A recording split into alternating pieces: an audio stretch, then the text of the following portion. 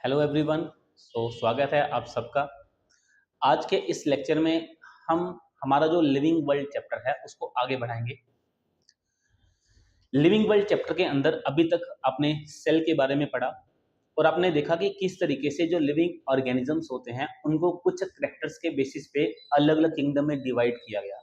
मैं बात कर रहा हूँ यहाँ पे विट्टेकर के 5 किंगडम क्लासिफिकेशन सिस्टम की। तो आज उसी क्लासिफिकेशन सिस्टम को हम आगे बढ़ाएंगे एंड डिटेल में डिस्कस करेंगे एनिमल किंगडम को। तो एनिमल किंगडम जो है इसको हम फर्दर आगे कुछ फाइलम्स के अंदर डिवाइड करते हैं और वो जो फाइलम्स होती हैं वो होती हैं पोरीफेरा, सिलेंट्रेटा जिसको नाइडीरिया बोलते हैं, प्लेटीहेल्मिंथीस, एस्के हेल्मिंथीस, ऐसी बहुत सारी फाइलम्स है।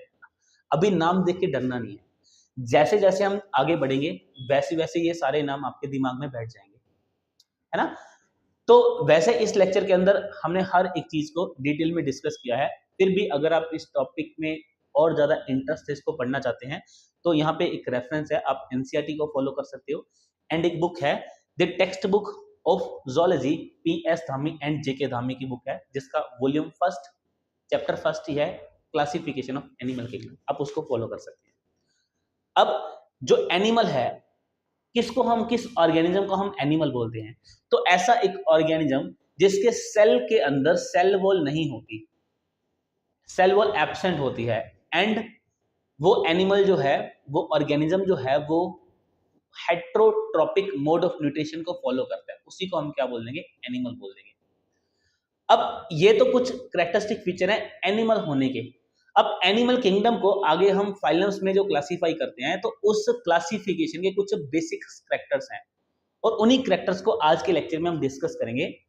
और वो करेक्टर कौन से हैं? लेवल ऑफ ऑर्गेनाइजेशन, जो जर्म लेयर्स हैं, जो सिलोम होता है, सिमेट्री होती है, नोटोकोड है। तो कुछ ये करेक्टरिस्टिक फीचर्स होते हैं जिनके बेसिस पे हम एनिमल किंगडम को क्लासिफाई करते हैं। तो चलिए एक एक करके हम इन करेक्टरिस्टिक फीचर्स को देखते हैं।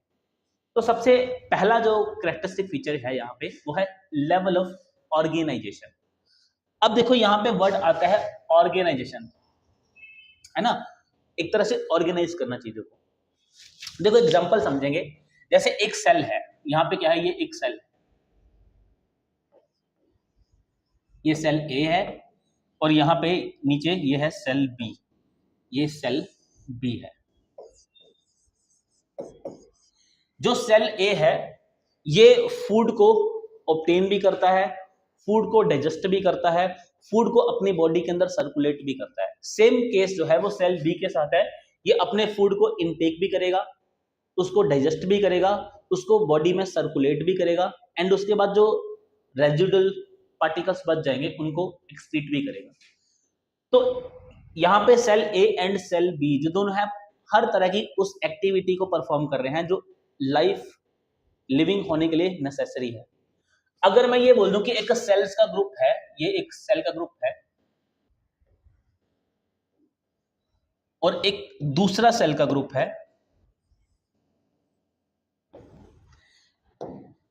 यहां पे जितने भी सेल्स हैं वो सारे के सारे क्या कर रहे हैं, वो फूड को डाइजेस्ट करने का काम करते हैं। एंड यहाँ पे जितने भी सारे सेल्स हैं ये सारे के सारे फूड को सर्कुलेट करने का काम करते हैं।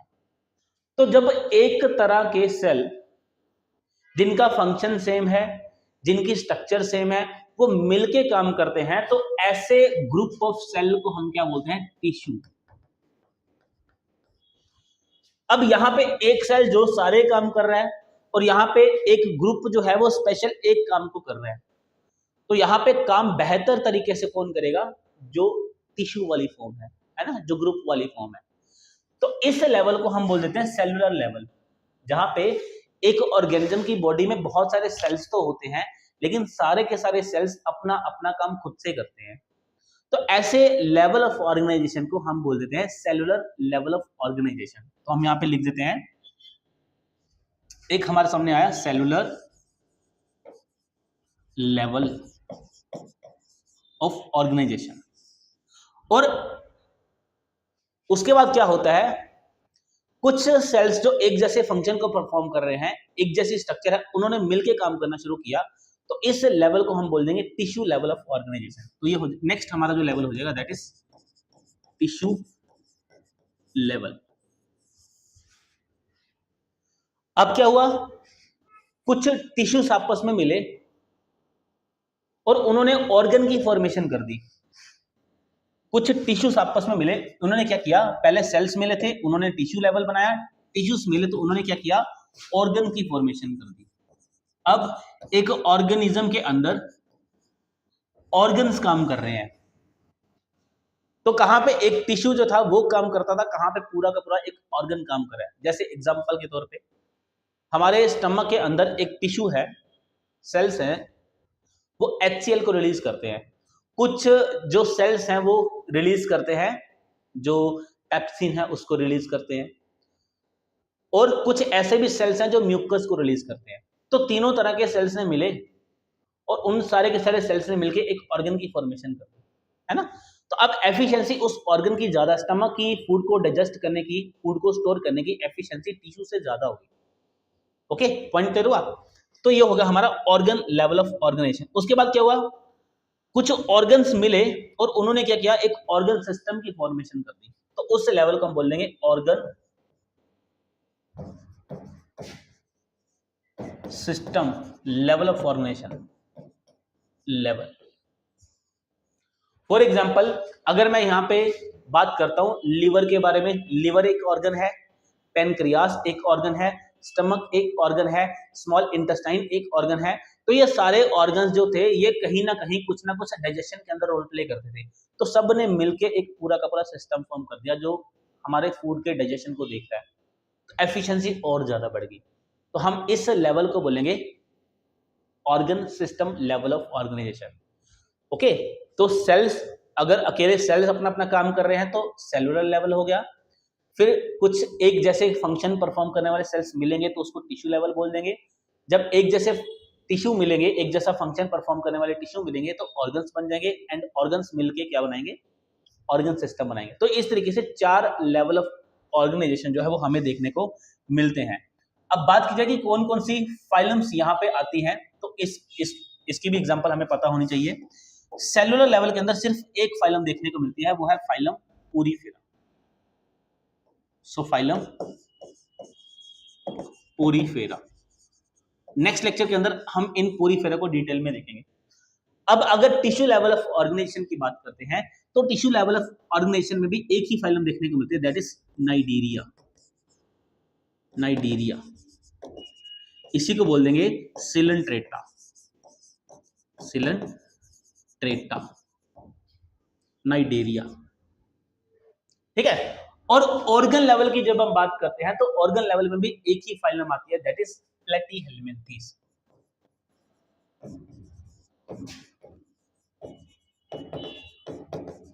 जिसमें टेपवर्म आता है, जिसमें लीवर फ्लूक आता है। और अगर बात की जाए organ system of level of formation की तो इसमें आते हैं, इसमें स्टार्टिंग जो होती है वो हमारी एसके हेल्मिन्थेस से लेके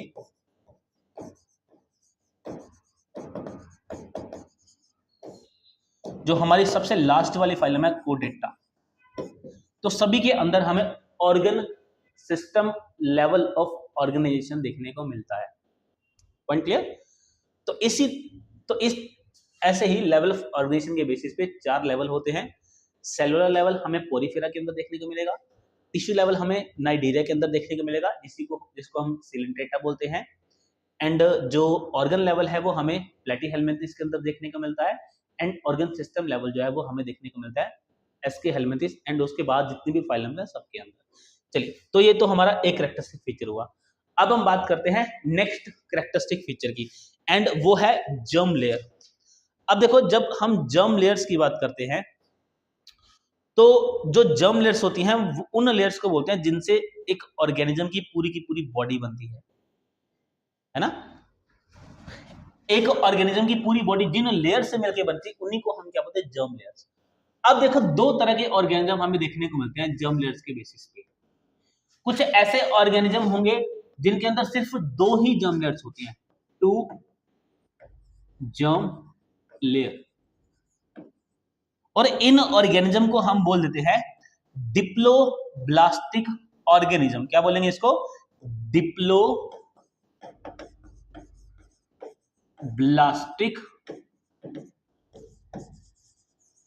ऑर्गेनिज्म।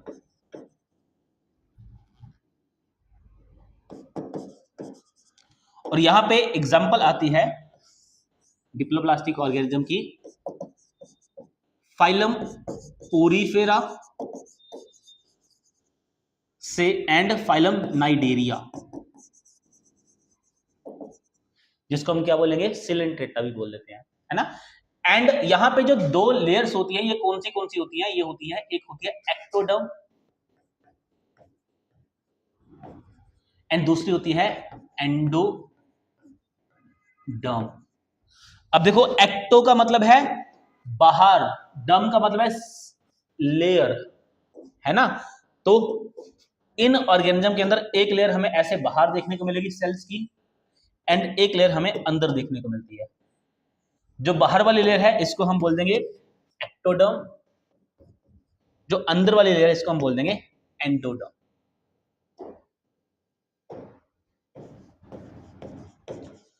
अब कुछ ऐसे ऑर्गेनिज्म जिनके अंदर हमें 3 जर्म लेयर्स देखने को मिलती है। कहां पे? जिनके अंदर हमें 3 जर्म लेयर्स देखने को मिलेगी, 3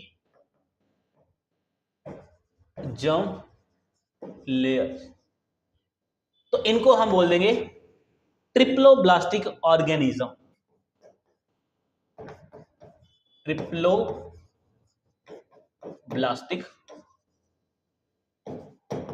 organism.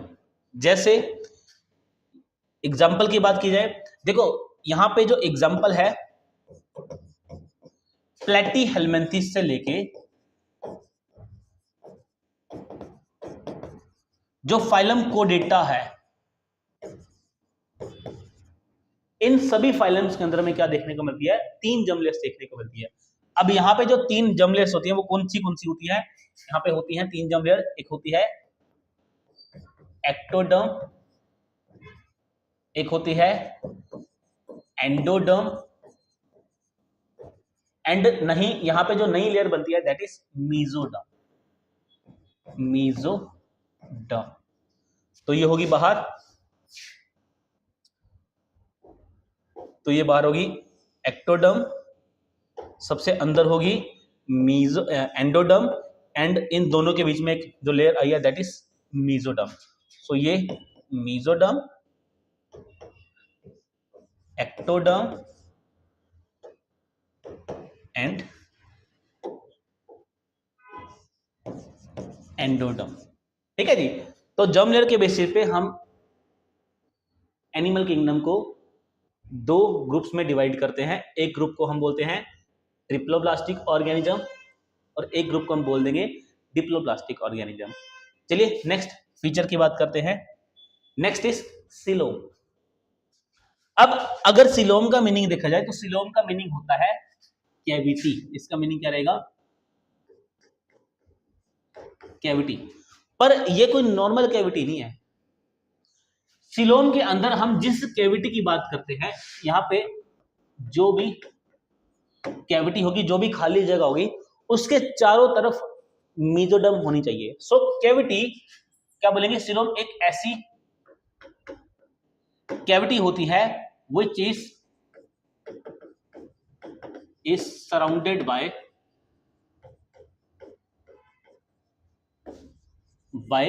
mesoderm, which is surrounded by mesoderm। Point clear? जैसे एग्जांपल के तौर पे ये एक ऑर्गेनिज्म है, ये उसके बाहर होगी एक्टोडर्म की लेयर, अंदर होगी एंडोडर्म की लेयर। तो ये होगी इसकी एंडोडर्म की लेयर। मैं कहता हूं कि यहां पे ये जो एरिया है सारा, ये है एक कैविटी है। तो क्या इस कैविटी को मैं सिलोम बोल सकता हूं? नहीं बोल सकता। क्यों नहीं बोल सकता? क्योंकि सिलोम होने की शर्त क्या है? ऐसी कैविटी जिसके चारों तरफ कौन है? मीजोडर्म है। लेकिन यहां पे तो 2 ही जर्म लेयर्स हैं, यहां पे तो मीजोडर्म है ही नहीं। तो इसका यह मतलब हुआ कि जितने भी ऑर्गेनिज्म जो डिप्लोब्लास्टिक होते हैं, जिनके पास 2 ही लेयर्स होती हैं, उनके पास कभी भी सिलोम नहीं होगा। और ऐसे ऑर्गेनिज्म को हम बोल देते हैं एसिलोमेट्स। तो ऐसे ऑर्गेनिज्म को हम क्या बोल देंगे? एसिलोमेट्स। ये हो गए हमारे एसिलोमेट। एसिलोमेट का मीनिंग क्या है? इनके पास सिलोम क्या है? एब्सेंट है। Coelom absent. Point clear? चलिए अब नेक्स्ट कैटेगरी देखते हैं। चलो एक डायग्राम और देखते हैं। ये एक ऑर्गेनिज्म था, उसके बाहर है ये एक्टोडर्म की लेयर और अंदर होगी ये एंडोडर्म की लेयर, एंड इन दोनों के बीच में एक लेयर प्रेजेंट है मेसोडर्म की।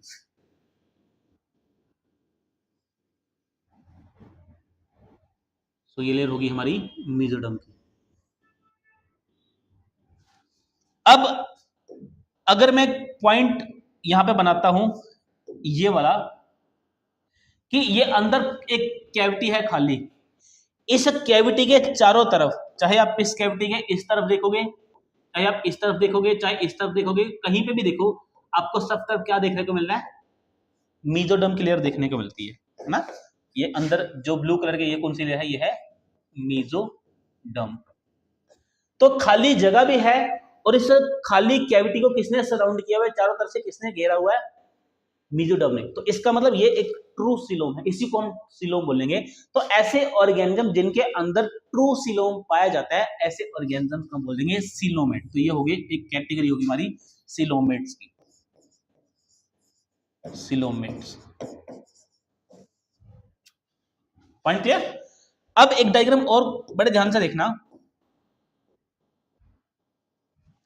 ये होगी एक्टोडर्म, अंदर होगी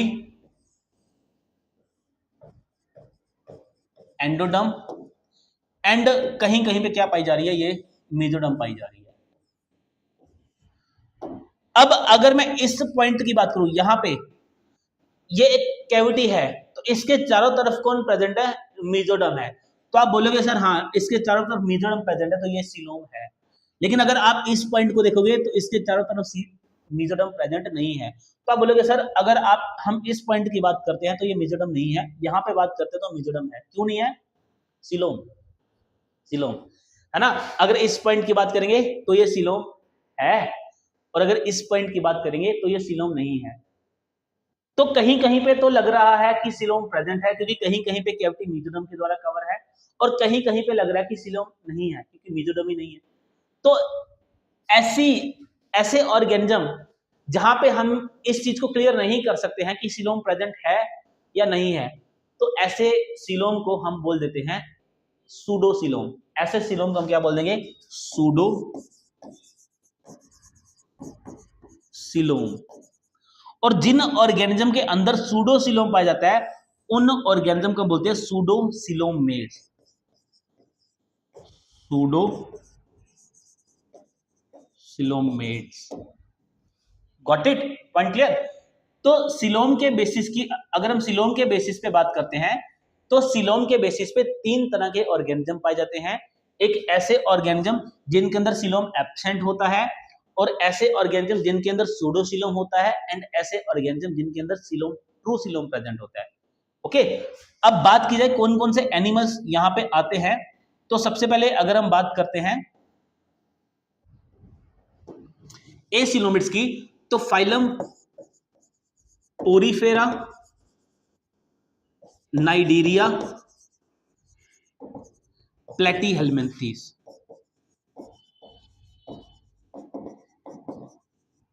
ये तीनों की तीनों फाइलम जो है ये एसिलोमेट्स के अंदर आती है, इनके पास सिलोम नहीं होता। और सिर्फ एक ही ऐसी फाइलम है जिसके पास सूडो सिलोम होता, सिर्फ एक फाइलम, और उसका नाम है एसके हेल्मिन्थीस। एसके हेल्मिन्थीस। इसको निमेटोडा भी बोलते हैं, इसको निमेटोड्स भी बोलते हैं। और उसके बाद सिलोमेट्स की अगर हम बात करते हैं तो फाइलम एनेलिडा, फाइलम एनेलिडा से लेके कोडिट्टा, सभी के अंदर हमें क्या देखने को मिलेगा? ट्रू सिलोम देखने को मिलता है। बस यहां पे यह ध्यान रखना है कि सबसे पहली बार ट्रू सीलोम कहां पे देखने को मिला था? एनेलिडा के अंदर देखने को मिला था। यहाँ पे एक एग्जांपल देता हूं, यहाँ पे एग्जांपल है एक अर्थवर्म। जो अर्थवर्म है वो फाइलम एनेलिडा के अंदर आता है। जब हम नेक्स्ट फाइलम्स पढ़ेंगे तो ये क्लियर करेंगे इसको, ठीक है? Okay, got it. तो सीलोम के बेसिस पे हम एनिमल किंगडम को 3 ग्रुप में डिवाइड करते हैं। एसिलोमेट्स जहां पे सीलोम नहीं होता, सूडोसिलोमेट्स जहां पे जो है वो फॉल्स सीलोम होता है, एंड सीलोमेट्स जहां पे ट्रू सीलोम प्रेजेंट होता है। Got it. चलिए नेक्स्ट कैरेक्टर की बात करते हैं। Next is symmetry. अब ये सिमेट्री क्या होता है? देखो, सिमेट्री की अगर हम बात करते हैं, एक किसी भी ऑर्गेनिज्म को ऐसे प्लेन से कट करना कि वो जो ऑर्गेनिज्म है वो 2 इक्वल पार्ट में कट हो जाए। समझते हैं पहले। जैसे मान के चलो मेरे पास इस तरीके से एक ऐसे सर्कल है मेरे पास। सपोज ये सर्कल है, इस सर्कल का ये सेंट्रल पॉइंट है। मान लेते हैं कि इसका ये सेंट्रल पॉइंट है। तो हमें क्या करना है? हमें इस सर्कल को कट करना है, ऐसे प्लेन से कट करना है। जैसे इसको मैं ऐसे कट करूं, और आप ध्यान से देखोगे जब इसको इस तरीके से कट किया जाएगा तो ये जो सर्कल है ये 2 इक्वल पार्ट्स में कट हो जाएगा। तो इस प्लेन को मैं क्या बोलूंगा? एक सिमेट्रिक प्लेन बोलूंगा, है ना?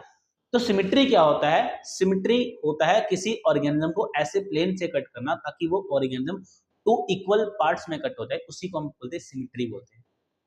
अब शर्त यहां पे ये है कि जिस भी प्लेन से आप कट करोगे वो प्लेन सेंटर से होके जाना चाहिए, सेंटर से।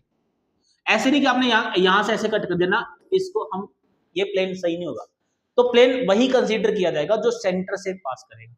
पॉइंट क्लियर हुआ? तो ये होता है हमारा सिमेट्री का फंडा। अब सिमेट्री को आगे समझते हैं। देखो, जो सिमेट्री होती है वो, एक मिनट, चलिए सिमेट्री को समझते हैं। जैसे देखो, हमारे पास 3 तरह के ऑर्गेनिज्म है। देखो ध्यान से, एक ऑर्गेनिज्म ये रहा, ठीक है? एक ऑर्गेनिज्म ये रहा हमारे पास, इस तरीके से सर्कल की फॉर्म में है, राउंड है। और एक ऑर्गेनिज्म ये रहा।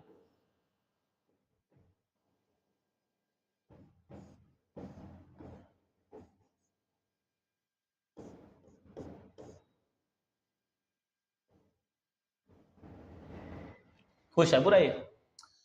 अब इसको समझने के पर्पज से लेना, 3 तरह के ऑर्गेनिज्म है, ए, बी, सी। आंसर मुझे आपने करना है। अगर मैं इस ऑर्गेनिज्म को, ये इसका सेंटर है, अगर इसको मैं ऐसे कट कर दूं, ऐसे, तो क्या ये ऑर्गेनिज्म 2 इक्वल पार्ट में कट होगा? नहीं होगा।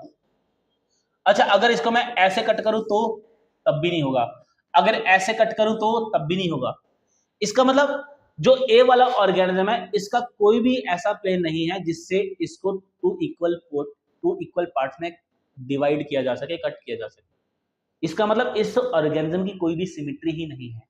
तो हम ऐसे ऑर्गेनिज्म को बोल देंगे एसिमेट्रिक ऑर्गेनिज्म। तो ये कैसा ऑर्गेनिज्म है? एक एसिमेट्रिक ऑर्गेनिज्म है।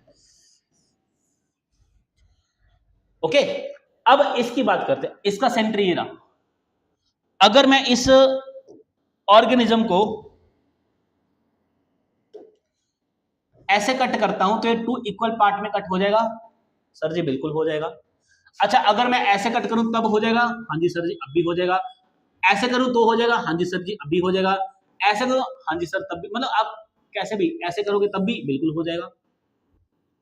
इसका मतलब जो बी वाला ऑर्गेनिज्म है, इस बी वाले ऑर्गेनिज्म के पास जो प्लेन है जिससे बॉडी 2 इक्वल पार्ट में डिवाइड हो सकती है वो 1 से भी ज्यादा है।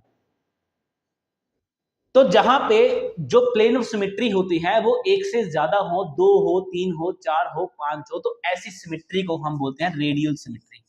ये कौन सी सिमेट्री होगी? होगी रेडियल सिमेट्री।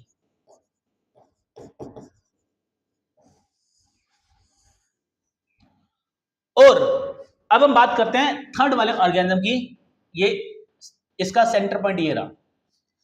आप बताओ मुझे, अगर इस ऑर्गेनिज्म को मैं ऐसे 2 हिस्सों में डिवाइड करने की कोशिश करूं तो क्या ये 2 इक्वल पोर्शन में कट होगा? अरे नहीं होगा। दोनों टांगे इधर है, दोनों आंखें उधर हैं, तो 2 इक्वल पोर्शन कैसे होंगे? अगर ऐसे कट करूं तो तब भी नहीं होगा, अगर ऐसे कट करूं तो हाँ सर अब हो जाएगा, अरे अब भी नहीं होगा। क्यों नहीं होगा सर? ऊपर चला गया, पैर नीचे है, तो टू इक्वल पोर्शन कब हुए? नहीं हुए। लेकिन अगर मैं इसको कुछ इस तरीके से कट करूं, ऐसे कट करूं, तो क्या ये ऑर्गेनिज्म टू इक्वल पोर्शन के अंदर, पार्ट्स के अंदर कट हुआ? बिल्कुल हुआ। इसके अलावा कोई और ऐसा प्लेन आपको नजर आ रहा हो जिससे आप इसको टू इक्वल पार्ट्स में कट कर सको? नहीं कर पाओगे। इसका मतलब इस ऑर्गेनिज्म के अंदर सिर्फ एक ही सिंगल प्लेन है जिससे इसको दो इक्वल पार्ट्स में कट किया जा सकता है। और ऐसी सिमेट्री को, ऐसे ऑर्गेनिज्म जिनके अंदर सिर्फ वन प्लेन ऑफ सिमेट्री होती है, जिनके अंदर सिर्फ वन प्लेन ऑफ सिमेट्री हो, इनको हम बोल देंगे बाई, ऐसी सिमेट्री को बोल देंगे बाईलेटरल सिमेट्री। और ये जो बाईलेटरल सिमेट्री होती है, ये एडवांस कैरेक्टर होता है। ये क्या होता है? एडवांस कैरेक्टर होता है। एक सीक्रेट बता दूं, देखो बाईलेटरल सिमेट्री आपको हमेशा उस ऑर्गेनिज्म के अंदर ही देखने को मिलेगी जिसके पास हेड होता है। जिसके पास हेड नहीं होगा उसके पास कभी भी आपको बाईलेटरल सिमेट्री देखने को नहीं मिलेगी। चलिए अब बात करते हैं कौन कौन सी फाइलम में कैसी कैसी सिमेट्री होती है। तो सबसे पहले बात की जाए फाइलम पोरीफेरा की, तो पोरीफेरा फाइलम के अंदर हमें सिमेट्री देखने को नहीं मिलती। तो इसका मतलब ये किसकी एग्जांपल होगी? एसिमेट्रिक। जो पोरीफेरा के अंदर ऑर्गेनिज्म होते हैं ये एसिमेट्रिक होते हैं। उसके बाद फाइलम सिलेंट्रेटा, जिसको नाइडेरिया बोलते हैं, इसके अंदर हमें जो सिमेट्री देखने को मिलती है वो होती है रेडियल सिमेट्री। ओके, एंड फिर आती है प्लेटीहेल्मिन्थेस,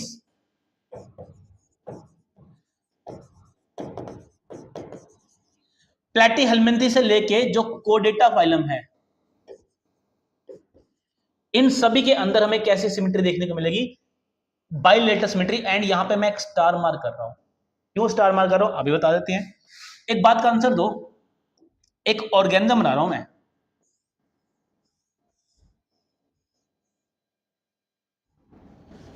ये एक एनिमल है जिसका नाम है स्टार फिश। अगर आप इस स्टार फिश को टू इक्वल पार्ट्स में कट करने की कोशिश करोगे तो हो जाएगा? बिल्कुल हो गया। यहां से कट करो, हो जाएगा, यहां से भी हो जाएगा। ठीक है, देखो मेरे डायग्राम पे मत जाना, अदरवाइज जो स्टार फिश होती है इसके अंदर हमें एक से ज्यादा प्लेन देखने को मिलते हैं, है ना। तो ये स्टार फिश है, यहां पे हमें एक से ज्यादा प्लेन देखने को मिलेंगे। अब बताओ अगर इसके अंदर एक से ज्यादा प्लेन देखने को मिल रहे हैं तो इसके अंदर जो सिमेट्री रहेगी वो कैसी रहेगी? वो होगी रेडियल सिमेट्री। कौन सी सिमेट्री? Radial symmetry. और जो एकाइनोडर्मेटा होती है वो यहां आती है।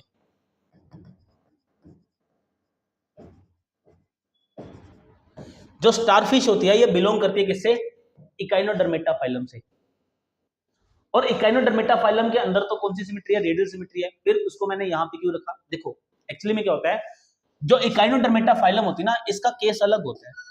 इसमें अडल्ट जो होता है ऑर्गेनिज्म, अडल्ट, उसके अंदर तो रेडियल सिमेट्री होती है, लेकिन जो लार्वा होता है ना, लार्वा, इकाइनोडर्मेटा के अंदर जो लार्वा फॉर्म होता है उसके अंदर जो सिमेट्री होती है वो कैसी होती है? वो बाईलेटरल सिमेट्री होती है।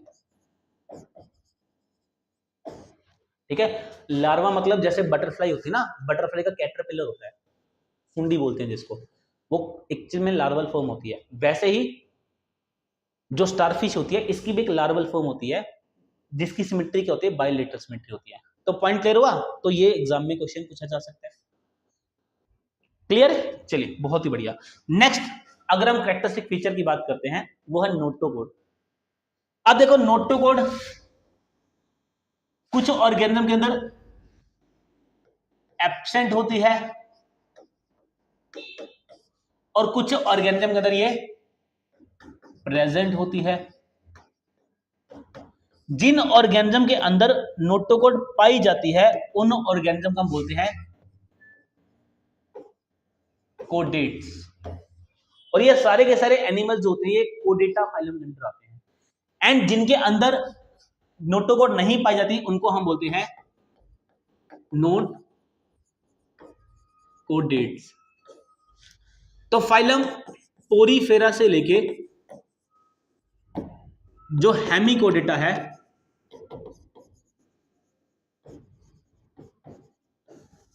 इन्हीं को हम क्या बोल देते हैं, ये नॉन कोडेट्स के अंदर आते हैं, ठीक है ना। तो इस तरीके से हम एनिमल किंगडम को कुछ क्लासेस में क्या करते हैं, डिवाइड करते हैं। फटाफट से रिवीजन करते हैं। देखो, सबसे पहला कैरेक्टर था लेवल ऑफ ऑर्गेनाइजेशन। तो लेवल ऑफ ऑर्गेनाइजेशन के बेसिस पे एनिमल किंगडम के अंदर 4 कैटेगरीज होती हैं। पहली कैटेगरी है सेलुलर लेवल, जिसमें फाइलम जो है वो पोरीफेर आती है। दूसरी कैटेगरी है टिश्यू लेवल, जिसमें सिलेंट्रेटा फाइलम आती है। तीसरी कैटेगरी है टिश्यू लेवल, ऑर्गन लेवल, जिसके अंदर प्लेटीहेल्मिन्थेस आती है। एंड चौथी जो कैटेगरी है that is organ system level, यहाँ पे कौन आएगा, उसके बाद एस के हेल्मेंथेस से लेके सारी की सारी फाइलम्स आ जाएगी। फिर नेक्स्ट जो कैरेक्टरिस्टिक फीचर है वो था जर्म लेयर्स। अब जर्म लेयर्स ऐसी लेयर्स होती है जिनसे पूरी बॉडी के ऑर्गन्स बनते हैं। तो जर्म लेयर्स के बेसिस पे ऑर्गेनिज्म जो है वो 2 तरह के होते हैं, जिनके अंदर 2 जर्म लेयर पाई जाती है, एक्टोडर्म एंड एंडोडर्म, उनको हम डिप्लोब्लास्टिक ऑर्गेनिज्म बोलते हैं। जिनके अंदर 3 जर्म लेयर्स पाई जाती हैं, एक्टोडर्म, एंडोडर्म एंड मेसोडर्म, उनको हम बोल देंगे ट्रिप्लोब्लास्टिक ऑर्गेनिज्म। ऐसे ही नेक्स्ट जो कैरेक्टरिस्टिक फीचर है दैट इज सीलोम। तो सीलोम एक ऐसी कैविटी जो किसके द्वारा सराउंडेड होती है, मेसोडर्म के द्वारा सराउंडेड होती है, उनको हम क्या बोल देंगे, उस कैविटी को हम सीलोम बोलते हैं। अब जितने भी डिप्लोब्लास्टिक ऑर्गेनिज्म है जिनके अंदर मेसोडर्म है ही नहीं, तो उनके अंदर तो सीलोम हो ही नहीं सकता, तो उनको हम बोल देंगे एसीलोमेट्स। उसके बाद पहली बार जो सीलोम है वो कहां पे अपीयर होता है, एस के हेल्मेंथिस के अंदर, लेकिन वो भी ट्रू सीलोम नहीं होता, तो उसको हम बोलेंगे सूडोसीलोम। देन एनेलिडा के अंदर पहली बार ट्रू सीलोम आएगा, एंड उसके बाद सभी जो फाइलम्स हैं उनके अंदर हमें ट्रू सीलोम देखने को मिलेगा। देन सेकंड लास्ट जो कैरेक्टर था दैट इज सिमेट्री। तो सिमेट्री क्या है, एक ऑर्गेनिज्म को ऐसे प्लेन से कट करना ताकि वो 2 इक्वल पार्ट में कट हो जाए, उसको हम बोलते हैं सिमेट्री। और जिन ऑर्गेनिज्म के अंदर कोई भी प्लेन नहीं पाया जाता ऐसा जिससे ऑर्गेनिज्म 2 इक्वल पार्ट में कट हो, उनको हम एसिमेट्रिक ऑर्गेनिज्म बोलते हैं। एग्जांपल यहाँ पे आती है फाइलम पोरीफेरा। उसके बाद जिनके अंदर एक से ज्यादा 2, 3, 4, 5, 6 प्लेन होते हैं जिनसे ऑर्गेनिज्म को 2 इक्वल पार्ट में कट किया जाता है, तो ऐसे सिमेट्री को हम बोलते हैं रेडियल सिमेट्री, जो सिलेंट्रेटा फाइलम के अंदर पाई जाती है एंड इकाइनोडर्मेटा फाइलम के अडल्ट के अंदर पाई जाती है। इसके अलावा ऐसे ऑर्गेनिज्म जिनके अंदर सिर्फ एक ही प्लेन ऑफ सिमेट्री होता है, ऐसी सिमेट्री को हम बोलते हैं बाइलेटरल सिमेट्री, जो प्लेटीहेल्मिन्थेस में पहली बार आती है एंड उसके बाद हर फाइलम में पाई जाती है। एंड यहाँ पे ये भी आपने पॉइंट ध्यान में रखना है कि जिन ऑर्गेनिज्म के अंदर हेड प्रेजेंट होता है वहां पे हमें बाइलेटरल सिमेट्री ही देखने को मिलती है। एंड देन लास्ट जो कैरेक्टरिस्टिक फीचर है वो है नोटोकोड का पाया जाना। जिन ऑर्गेनिज्म के अंदर नोटोकोड होगी उनको हम बोल देंगे वो कोडेट्स हैं, जिनके अंदर नहीं होती है उनको हम बोलते हैं नॉन कोडेट्स हैं। फाइलम पोरीफेरा से लेके जो फाइलम हमारी जो हेमिकोडेटा है, ये सारे के सारे ऑर्गेनिजम्स क्या हैं, नॉन कोडेट्स हैं, जबकि कोडेटा फाइलम जो है वो कोडेट्स के अंदर आती है। आई होप आपको सारे के सारे कॉन्सेप्ट क्लियर हुए होंगे। किसी भी तरह का कोई भी डाउट है तो आप मैसेज कर सकते हैं। And thank you so much for watching this lecture. मिलते हैं अगले लेक्चर में, एनिमल किंगडम को डिटेल में करेंगे। एंड जरूरी है कि आपको ये सारे के सारे फीचर जो है वो रिवाइज करके आने हैं। Thank you so much.